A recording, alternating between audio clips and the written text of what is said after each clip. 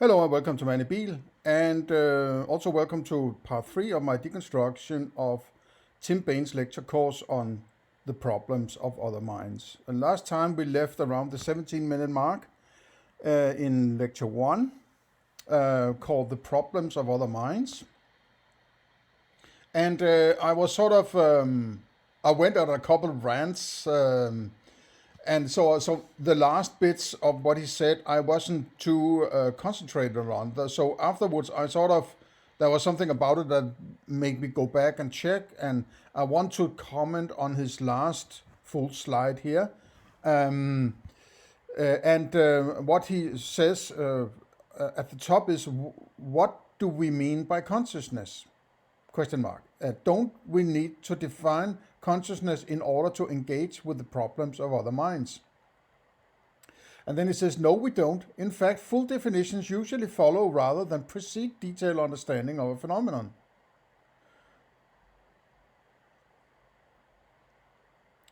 And I can see an understanding, but isn't this, if we're talking science, and we are trying to understand what the hell is going on, you could say, okay, I'm sticking some electrode into this and I see what comes up and then I make a definition afterwards. But you are doing something because you have a theory about things or a hypothesis about things, right? Don't you need to explain your hypothesis? Otherwise, you're just sort of fumbling in the dark for some reason that isn't clear to somebody, right? Now, that would be science, right? This is metaphysics. Consciousness and understanding of consciousness is not science, it's not knowledge, it's metaphysics, in my opinion, right? And trying to understand it via science or maybe via epistemology is doing it incorrectly, in my opinion. Don't you need to explain what you mean by the term when you're using it? You can't say, I'm going to do something here, I won't define it. So, but something will pop out, and then I'll define whatever pops out of it. It does seems like he's sort of avoiding a hot topic here. What does he mean by consciousness? And saying, but I don't need to define it. But what are you looking? What are you doing then? I mean, it's like if you were saying to me, I'm going to another country. No. Yeah, I'm going to another country. Okay, so I would say, okay, what country? I don't need to tell you. Because I don't need to tell you in order to go to another country. No, but why not? What's the problem? Can't you define what it is? No, I don't need to. Whenever I get there, I will tell you what it is. That sounds a bit crazy, doesn't it, right? So, in other words, I think this is a way of avoiding a definition that is difficult, right? Notoriously difficult. And something that might potentially, eventually, inevitably end up being a circular argument of some kind, right? By saying consciousness is this, which is another word for the same thing, and so on, right? So, I don't. It doesn't necessarily become circular by choosing another term to talk about the same thing. If you're saying it's not an explanation of it, it's just another term to refer to it that I personally would find better as a philosopher, something like that. I would be willing to do that, but don't say that consciousness is awareness, because it's sort of the same thing, apparently, possibly, right? So it's like making a circular argument or using different terms that basically mean the same and using them to explain isn't an explanation, right? Now, I would like to, if consciousness is a part of other minds, I would like him to try to describe what he's going for, right? If he has spent a lot of time philosophizing, it doesn't look like he's 22 years old, right? About these things, he might have some idea what the hell he's doing, right? And he would be able to define, at least he would tell me what he expects to find, so to say, right? Because there must be some expectation, otherwise he wouldn't be looking, right? But then he says, nonetheless, we do need some way of pointing to consciousness and of ensuring that we're talking about the same thing.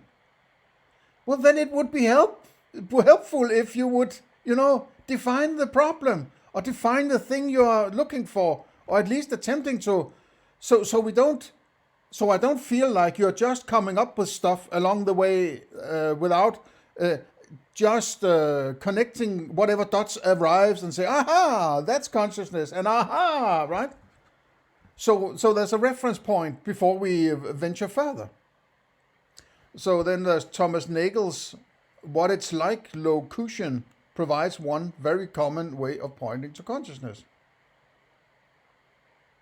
Now I had to check what a locution means, and that's basically the same as a person who's famous for some kind of quotation or something. It's basically another word for quotation, let's say, right?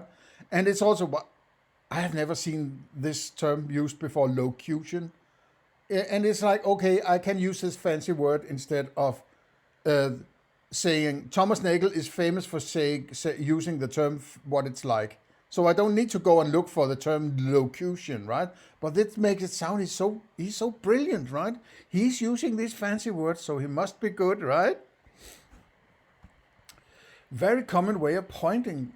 Okay, so pointing, I don't know, it is in quotation marks, right? Pointing, but still, pointing is this. It's like, okay, I can show you where it is like, right? I can show you where other minds are, right? It's a pointing to, but if Nagel says what it's like, can you point to what it's like? Can you point to your own what it's like? How would you point to your own what it's like? And if that is difficult or impossible, how would you be able to use that, what it's like, to point to somebody else's what it's like?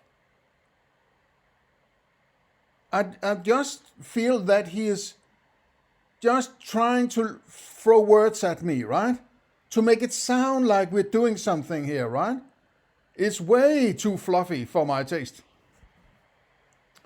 Okay, a conscious state is a state that there is something it is like to be in. Something that it is like for the organism in question. And I've never been very sympathetic to the notion of what it's like. Right? Because, okay, you could say conscious state. I mean, the experience as such, if we... maybe it's because it seems that people are conflating the ideas of qualia and consciousness and so on, right? This is sort of lumped, when you listen to various philosophers or so-called academics and so on, it seems that there is confusion about what is meant by certain terms, right? And okay, I mean, so be it, right? A conscious state, what is it? A conscious state, saying it this way means that there are several, more than one at least, right? And then it's unspecified how many are there, and how do you get to these various different states? I don't see that. I don't feel like I'm functioning that way, right? I have one state of consciousness, which is I'm conscious, right? And what I'm conscious of, and I would actually use the term awareness, right? The awareness is that I am aware of my experiences, right?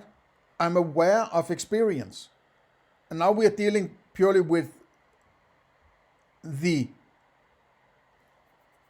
empirical set, right? The five senses. I am aware of the colors, the sounds, and so on, right? You can have emotions and so on, but let them be for now, right? And feeling hungry and things like that. That's not a one of the five senses. That are additional bodily signals, you would say, right? That are purely subjective, that can never be objective, right? So I have an experience and I have an awareness of the experience, right? And isn't that enough? Isn't that enough? I mean, do you have to classify various awarenesses or the awareness into several kinds of awareness? And is that several kind of awareness a result of the idea that there are 5 different senses? So there are also 5 different kinds of awarenesses. I don't buy that.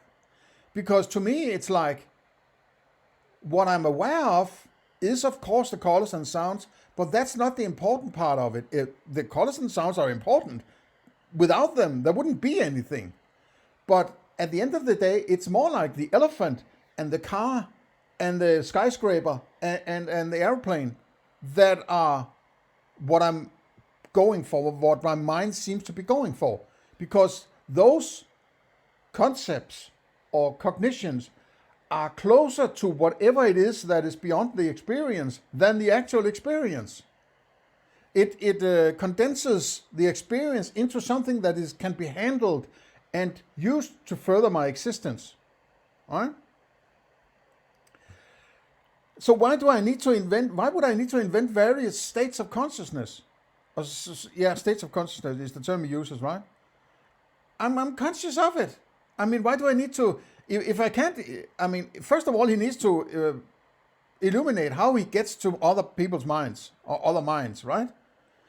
So, and before he has done that, why would he spend time on fabulating about various states of consciousness? That seems to be a follow-up question, right? That you can only do when you have done the first one. If you can't get to other people's minds, by definition, you can't get to various conscious states, even if you consider yourself to have various conscious states, right? So it's like he's not being strict about what he's doing. I feel like I'm being slightly manipulated, right? He's throwing around certain terms and, I don't have to define this and, sort of, it's like, so let me just get going with whatever I'm doing here with my pet subject, right? And certainly this introduction lecture here seems to be a sophist attempt to circumvent basic philosophy in order to actually get going with what he's attempting to get going with, right? What all phenomenally conscious states have in common is that there's something it is like to be in them. What distinguishes them from each other is what it is like to be in them. I mean,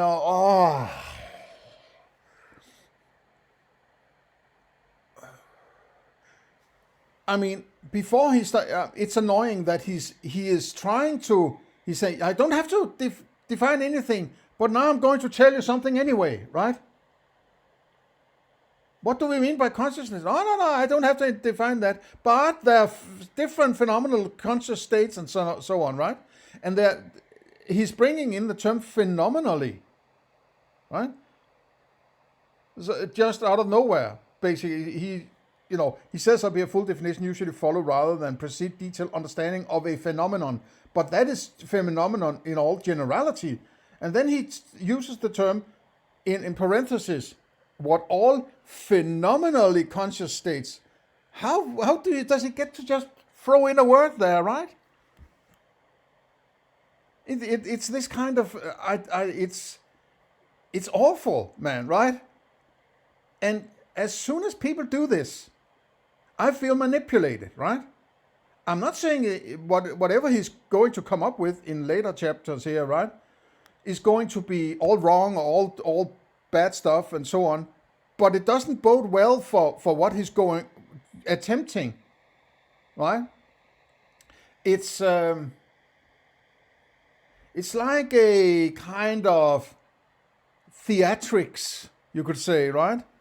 It's sort of creating various backdrops and things that makes you feel that you're doing something, but it's just artificially created so that you are mentally willing to go along with it, you could say, right? And there are no consensus, to the best of my knowledge, or knowledge, not knowledge, to best of my understanding, about metaphysics, knowledge, objectivity, truth, ethics, morality, whatever, ethics or morality, right? There is no consensus on anything. So if there's no consensus, we should consider there's no agreement upon any understanding of metaphysics or any kind of reduction base, anything like that. So why doesn't he present his own, right? This is what I mean by philosophizing in midstream, is just jumping in way ahead of the basic stuff, right? And just like pretending it has been settled, right? It hasn't. So you should treat this as sophistry, in my opinion, right? At the same time, and this is the worst bit, it's not the kind of definition that could be particularly useful, that is particularly useful from a scientific point of view, right? It's doesn't focus on any functional or causal aspects of consciousness. It doesn't identify consciousness in terms of what causes it or what it in turn causes. And in that sense, it's not a conception of consciousness easily operationalized. And this is a source of perennial challenge. But and this is probably the trouble with scientism, right? It annoys the shit out of materialists that there is something it is like, and you can't get to somebody else's what it's like, right? If I say that's yellow, and you can't know if I'm experiencing yellow, even though if I say it's yellow and point to it, and you look at in that direction, and you say you agree that it's a yellow experience, you can't know whether I'm having actually the same what it's like as you have, even if I reference to the same experience as if it's an outside experience, right? So it's you can't get to other people's. It's impossible, right? And you need to do the basic metaphysics in order to get to this point. Otherwise, you will still be baffled why you can't get to this, what it's like, in a scientific manner, right? So I guess there might be a case of some universities are very strongly materialist, and some university might be very strongly idealist. I don't know, but it might be that if there's some of the ruling people there who are materialist, they might not be so inclined to hire idealist people, let's say, right? So there's a convergence towards materialism, and if they're idealists, those who run the place, they are more encouraged to hire idealist people. So there was a convergence toward idealism, and creating this kind of, you are either from a university that is idealist mainly and then materialist mainly, or materialist mainly, right? So possibly he's from a materialist university, so he's completely engulfed in that mindset, right? So, but before he does this fundamental metaphysics, he's never going to solve this riddle here, right? Okay. In the science of consciousness is a source of frustration. Or I might add that, yes, at least Nagel's quote there, right, locution, points that something that he should adapt and say, I can not possibly get to any kind of science about what it's like, because what it's like is the foundations of knowledge, right? And knowledge is the foundation of science. If you don't have an idea of knowledge, you can't do science, man, right? And if you don't have any what it's like, you do not have any knowledge, right? So, if anything, Nagel's quote points out, you can't do science here, man, right? You need to do philosophy. You need to do ground floor level metaphysics before you get even close to dealing with knowledge and science, right? For many, it's very much a first-person conception of consciousness. It's not just very much, again, these fluffy terms, right? It is purely apersonal, right? Now he creates these fluffy boundaries. It's almost only, but there's sort of a backdoor hole here where I might be able to, get my foot in or something like that, right? The more he keeps using these fluffy terms and unclear boundaries and so on, the more skeptical or more, skeptical, maybe that's a better term, but the more I am solidifying my trench against potential sophistry, right? It makes essential reference to how consciousness is manifest or appears from the first person perspective. And it suggests that grasping the concept of consciousness requires some sort of acquaintance with consciousness itself. So, to make this point with reference to a particularly important, a much discussed aspect of consciousness, consider pain from the perspective of this Hegelian conception of consciousness. So then he thinks that what it's like is different from some kind of scientific, functional, behavioral dimensions, right? Yeah, that's the first person's perspective, but there's also a scientific version of it that describes various neurons and, whatever neuroscience bullshit, right? But you need a what it's like to understand any kind of science you're doing, man, right? Oh, man.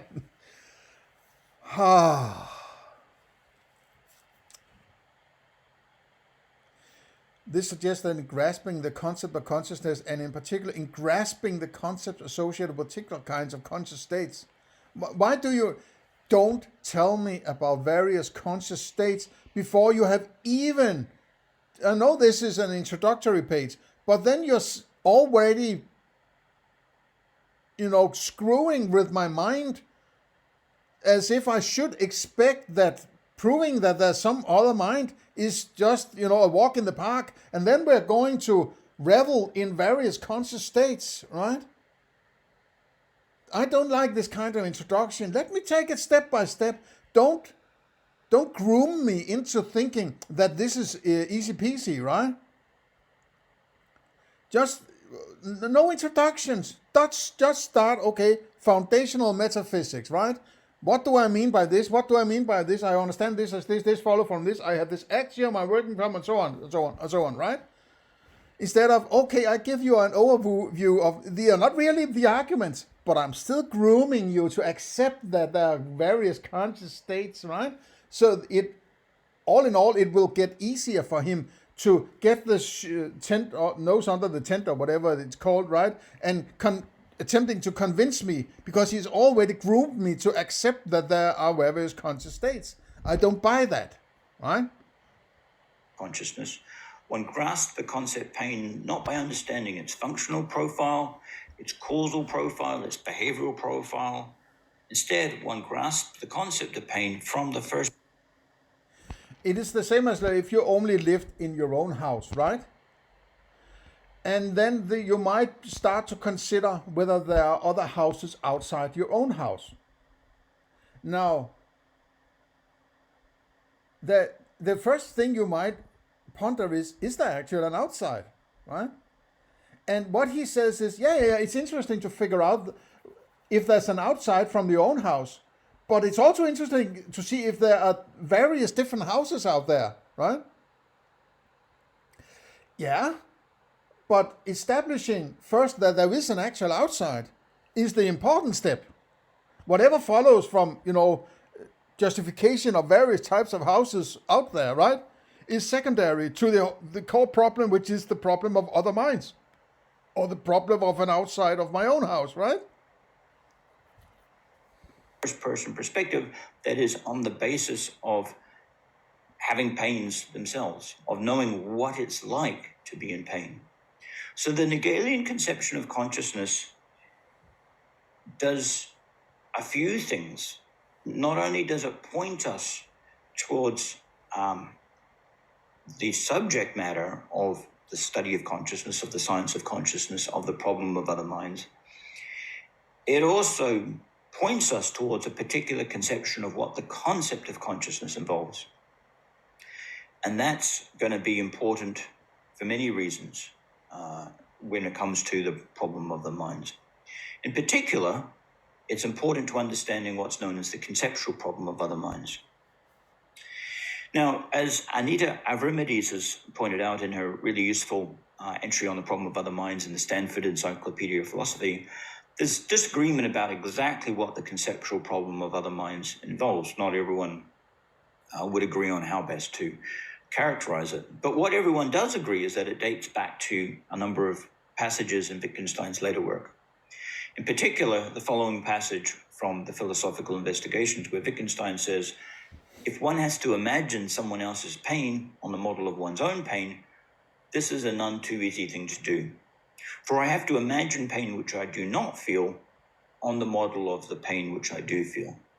Let me read that again. If one has to imagine someone else's pain on the model of one's own, this is a none too easy thing to do, for I have to imagine pain which I do not feel on the model of pain which I do feel. Now, I suspect that there are various ways in which one can interpret or reconstruct that passage. Here's one reconstruction of what I take to be Wittgenstein's worry. I'm going to call it the inconceivability argument. Begin with the idea that grasping a psychological concept requires... I would like to have a definition of what it means to conceive. I don't think he has used that term before in this presentation. So he's just, he's speeding ahead, full steam, right? Just throwing words at you, sort of numbing you into submission, right? And it's also a bit of what Keith Frankish was doing, right? And also this 42 minutes to just give me a content list of what he's going to do, right? And there's no clear definitions, in my opinion, yet, right? And, terms popping in out of nowhere, right? Conceivability. Conceive? What is the conceive? Is it conception? Is it a concept awareness? Grasping the concept pain is a matter of grasping how pains feel. But pain is a pain. You can't say it feels I mean, it's like maybe you could say you have different degrees of pain. If I stub my toe, it's not the same as if I break my leg, right? But it's still pain. It's the category of pain, right? And the awareness of all this is going on, that seems to be one awareness state that is sort of where things pop in and out of awareness, right? And I think it seems like a trick to start talking about various states of consciousness rather than focusing on the main problem, which is the problem of other minds. I don't like this, right? And the problems of other minds. He's lumping problems that are subordinate to the main problem into a bullet point list of seemingly equal problems, right? 1, 2, 3, and 4. He's not saying this is the main problem, and then when I've solved that, I can solve these problems below here, what it's like and conscious states and so on, right? If you can't get to problems of other mind, solve the problem of other minds, all these others doesn't matter at all, right? It only matters to the degree that he is talking about his own experiences, right? So and he doesn't need to illuminate me about it because I can't get to them, right? So I mean, he could tell me about how he approaches his own experience, and I might be able to use that as some kind of idea to how to approach my own experience. You don't need to have my experience in order to illuminate me on how you approach your own experience. Why don't you take that avenue instead of trying to prove that I have an experience? Why do you need that? Isn't it enough? Isn't it good enough to say, this person uses the same language as I? It seems like it's very likely that there is a consciousness in there or a mind in there, right? I'm just creating an action that says, All of these that uses language and so on, they have a mind. Done. Right? Does it function? It seems so. It seems this is what people are implicitly doing in their everyday without stating the axiom. That is actually what they're working from. So it's this academic, I have to prove it using my objectivity meter here, right? I'm going to show you there's a mind in there, right? Oh, it doesn't work. Requires introspective intention to mental states of the relevant kind. For example, grasping the concept pain involves attending to one's own pains and noting that they share a distinctive quality, painfulness. But the argument continues, if that's right, then it would be impossible to conceive of someone else's pains. That is, pains which one doesn't feel. For any such pains wouldn't... No, but it's... Oh, man. When you have a pain or a memory of a pain, right? You don't need to imagine that pain in somebody else in order to accept that they may have the pain. I don't have to imagine people sitting in their cars in order to have an idea that cars move around on the road, right? It seems like there is a limitation on empiricism that these materialists just won't accept. They won't accept the limits of knowledge, right? They want to get to some empirical slam dunk solution. This is how it is because science, right?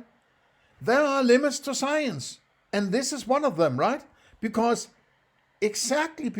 what you are dealing with now is what is actually at the foundations of science. These things you're doing have to be settled before you do science. So you can't use science, turn around science, and look the other way, right? This is a completely futile endeavor. Completely. And that's why philosophy is so important, because it weeds out all the stupid shit people are running around doing in academia, for instance, right? You know, two minutes of good metaphysics will, make this lecture series completely useless, right? So don't spend your time and other people's time on this, right? Because I bet you he will never get to an answer other than something that is sophist, right? It will be word juggling and definition throw arounds and sort of something, and it might look like some argument along those lines, right?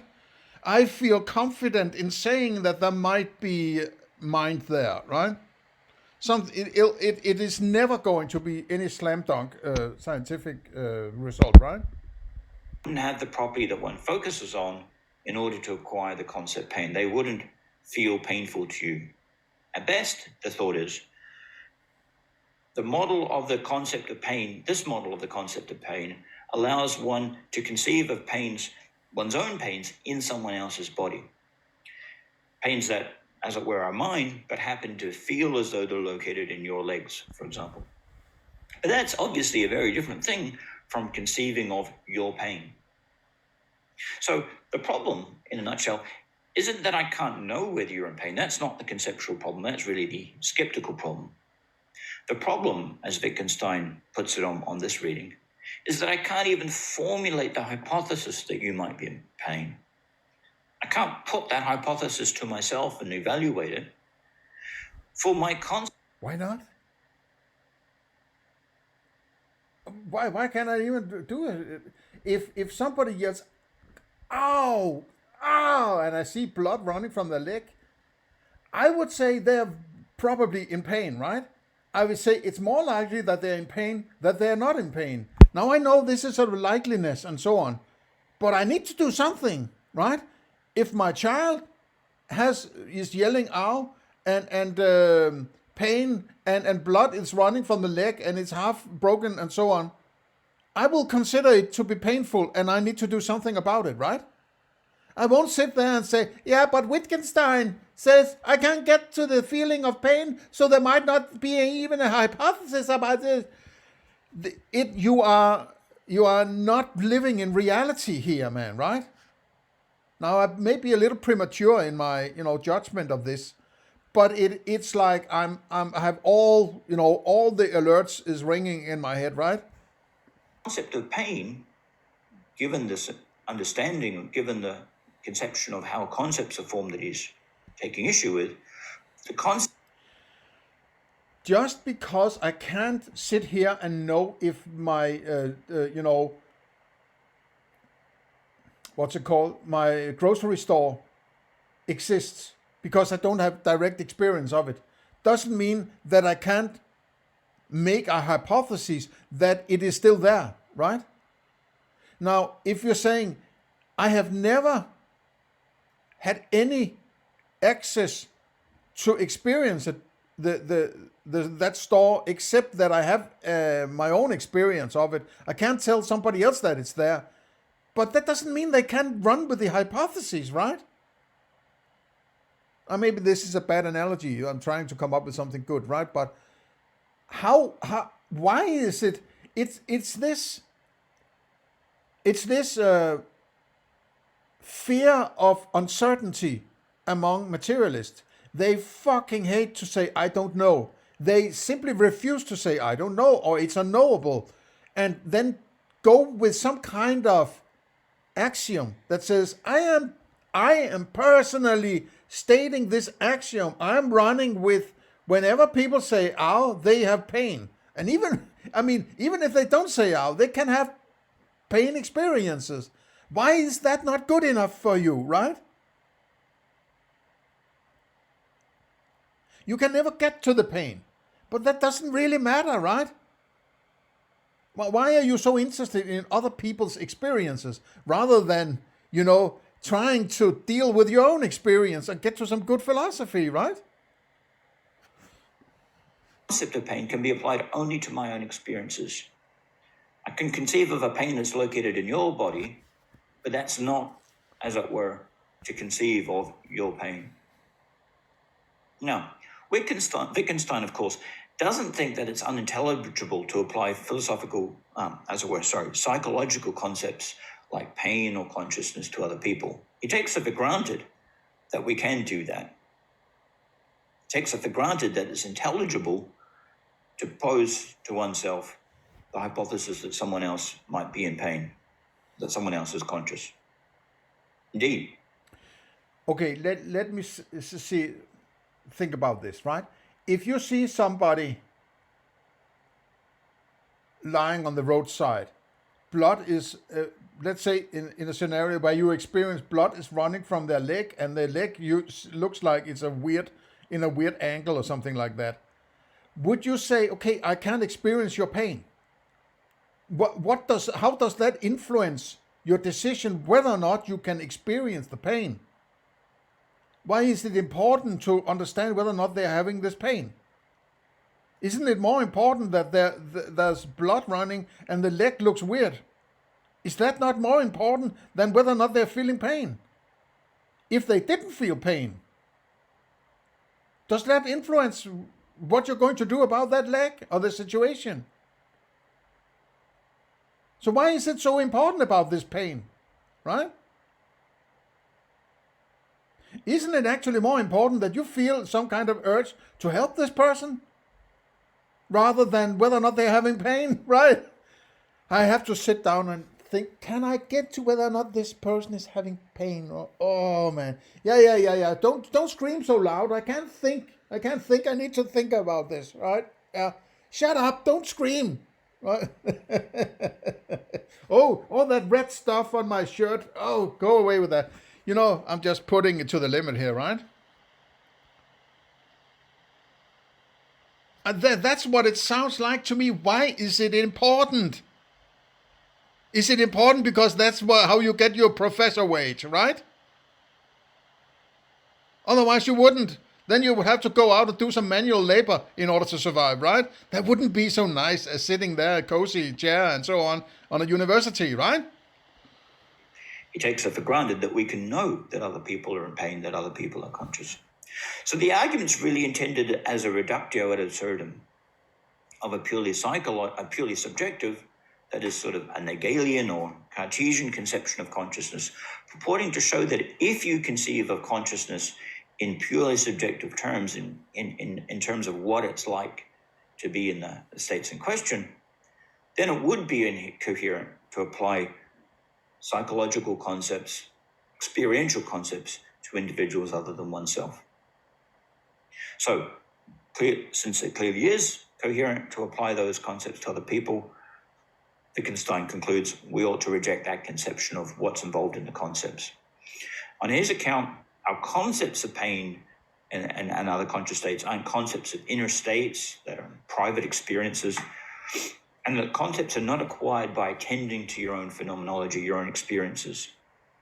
Wittgenstein doesn't actually explicitly deny that there are, as it were, subjective states, subjective inner states, feelings of pain, but he does deny, seems clear, that our concepts of states like pain, consciousness refer to those states. They are instead concepts that refer to states that are essentially connected. Pain is not a concept.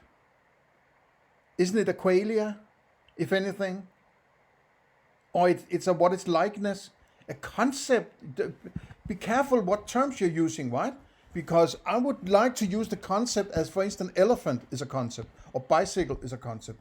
Pain is not a concept. And how do you acquire a concept of pain, right? It's like now we are throwing words towards these conscious states. Now they're called concepts, and they can be acquired, and tending to the phenomenology of one's own pain. Now there's a phenomenology of the concept of pain, right? Starting to sound very much like not Daniel Dennett, but Keith Frankie's lecture series on illusionism, right? Just piling words on it and keep piling words until people give up, right? And they are lost connection with what we're talking about. Connected with publicly available, observable phenomena, behavior of various kinds. I think that Wittgenstein is probably right to deny that our concepts of psychological states are acquired simply by interest. Now there's psychological states also, right? And introspectively attending to their instance of a pain, or you see how it gets bloated now, right? He's just throwing words in there, right? All these fancy words that sounds like he's doing something. It's like at this point I've already starting to lose connection with what the hell he's trying to do, right? If you start using a term, keep using that term. And don't add something unless it's absolutely necessary in order to explain something, right? So this is bloated already, in my opinion. Respectively attending to their instances. Instead, it seems likely to me that picking up on the behavioral cues that accompany psychological states, for example, learning when it is and isn't appropriate to use the relevant terms, plays an important role, an essential role perhaps, in acquiring the relevant concepts. So here's one way, I'm not going to elaborate on this point, just mention it, one way in which the psychological problem of other minds that I mentioned at the start is relevant to other aspects of. And it's also this when creating these categories, right? And then if you start to argue with him, and then he will say, no, that's in the other category, right? Now I'm doing this category. What you seem to be doing is another category. So you're sort of this cat and mouse thing you're trying to get to. So he's confusing the problem, right? It's actually very simple. Can you or can you not have direct experience of mind, right? Can you or can't you, right? That's the fucking question. Answer the fucking question, man, right? This is so bloated, man. It's not like I'm surprised that it is. It's a 6-hour, 6-part lecture series. But on the other hand, right, it's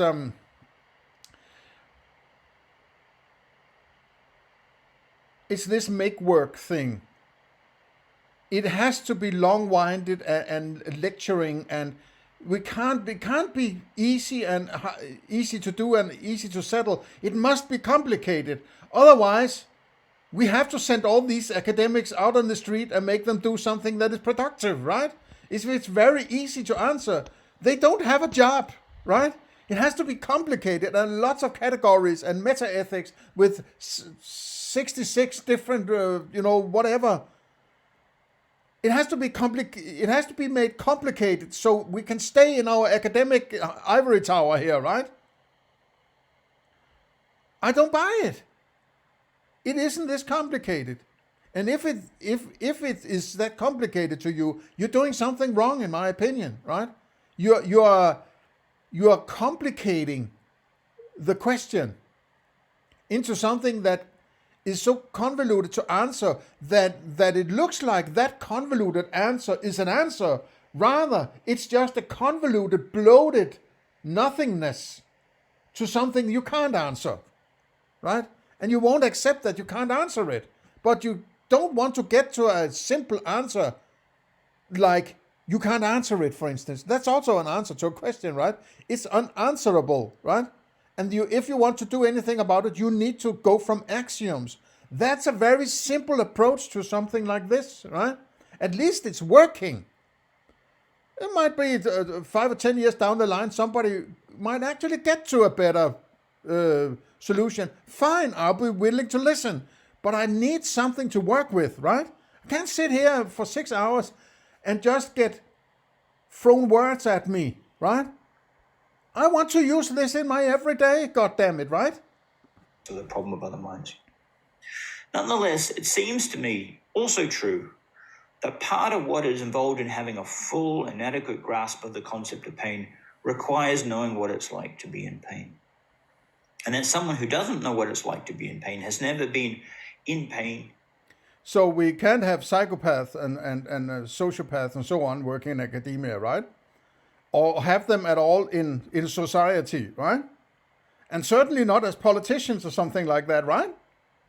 Or people who run universities and so on. Right? Just think about it. Has no first person or subjective acquaintance with anything like a pain experience, doesn't really have a full grasp, a mature grasp of the ordinary concept of pain. And so, although I think there's something to Wittgenstein's rejection of, as it were, a traditional introspectively based account of how we form the concept of pain. I was just thinking about this last night as I listened through my part 2. And if there is a question that keeps coming back, right? A question that keeps coming back, are there other minds, for instance? And people have been dealing with this for hundreds of years. And somebody trying to answer it this way or that way or the other way, and it going back and forth and so on. It seems like there might not be an answer, right? Rather than if I'm saying, I think that elephants are a concept you can have. Nobody's discussing that, right? Because everybody seems to agree upon it. So it's something you have direct access to, right? There are no disputes about that. But getting to other people's minds is keep cropping up, and people trying to do this and that and creating categories and all sorts of stuff. It might actually be because you can't answer it, right? And maybe you have to set your certainty fetish aside in order to get somewhere in philosophy and state an axiom that says, I am going with this. I am deciding to go with this. But, in academia, they're all, groomed into each other. So nobody's going to say, I'm the one doing a axiom here. I'm going with this, right? Because they have, they're afraid of the director of the university and the more fancy academics out there who have said this, and Wittgenstein said that, and Nagel said this, and I have to encompass all these academics because otherwise they might not like me, right? If it's very difficult to answer a question, it's very likely because there is no answer, or you can't get to the answer, right? I do think it's also really important and of some interest to ask whether the inconceivability argument, as I've called it, can be resisted without embracing his analysis of psychological concepts. And the answer, I think, is that it can. One of the crucial premises in his argument is that if the state feels a certain way, then it must feel a certain way to me. And I don't think there's any reason to embrace that assumption. That, I think, is where the argument goes wrong, or one way in which it goes crucial. I think that fetish with conscious states arrives from neuroscience, where they have a picture of this brain and it lights up over there, and if you're thinking about, chocolate, this lights up over here, and if you're thinking about, traveling to Bermuda, things light up over here. So this is a different conscious state because it looks different on the screen, right? This fetish with conscious states is this backward neuroscientific approach to understanding mind, and saying, okay, because it looks different sometimes, the way it lights up in my computer screen, there are different states in there. But that doesn't necessarily follow, right? What goes on a computer screen is not mind, right? So it's, I don't know. I'm skeptical. Crucially wrong. Even if the concept pain is acquired on the basis of introspective attention to one's own pains, I don't see why one couldn't intelligibly apply it to other people. All it needs, all the application needs, it seems to me, is a grasp of the distinction between one's own subjectivity and subjectivity as such. It may indeed be incoherent to suppose that a pain can feel a certain way without feeling a certain way to someone. I'm inclined to agree that that is incoherent. But it doesn't follow that the person feeling the pain must be identical to the person deploying the concept pain, to the person who has acquired the concept of pain. So I'm just noticing that the presentation here is sort of left-hand work, right? There's a section up there with the, what's it called, a new line. There's a blank space between this sentence up there or section up there, but there's not a big wide distance between the next two, right? So it's not, he hasn't gone through this presentation to check how it looks, right? He's just slamming text there and then rock and roll, right? It just, my presentations are not perfect either, but it's like, I'm just, I'm observing, right? where does this leave us? I've suggested that the conceptual problem of other minds, understood in the way I've just outlined, is something of a non-starter, and that it doesn't have the important implications for accounts of psychological concepts that Wittgenstein or Wittgensteinians.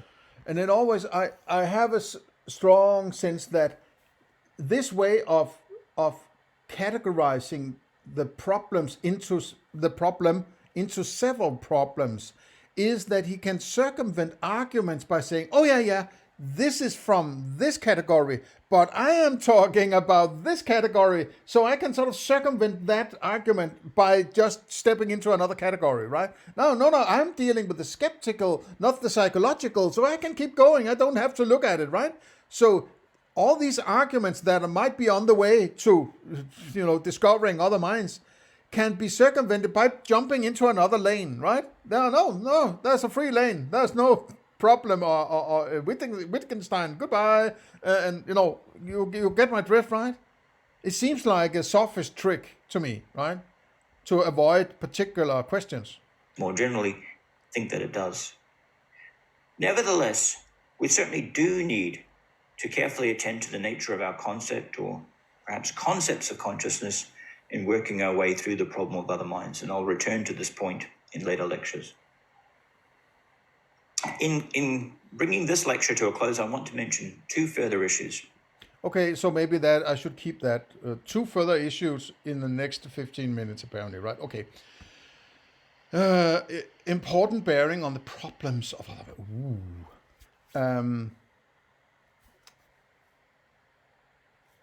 I don't have a sense that he feels very strongly about this. I don't have a sense that he is deeply connected with it or anything like that, right? This seems just like reading just boring, monotone, droning speech, reading aloud some text that is just slapped into some kind of whatever it is, a PowerPoint or something, right? It just seems like it seems boring. It seems like it's just, oh, I guess I have to do this, right? Somebody told me, can you go on to Moscow Science of Consciousness Studies and do something? We need to, show the flag. Yeah, I guess I can talk about problem of other minds. No, just make it problems of other minds. Then you can get around. Okay, problems of other minds. So I make, yeah. I'm making maybe a bit harder than it is. But I don't get this passion. I don't get a passion here, right?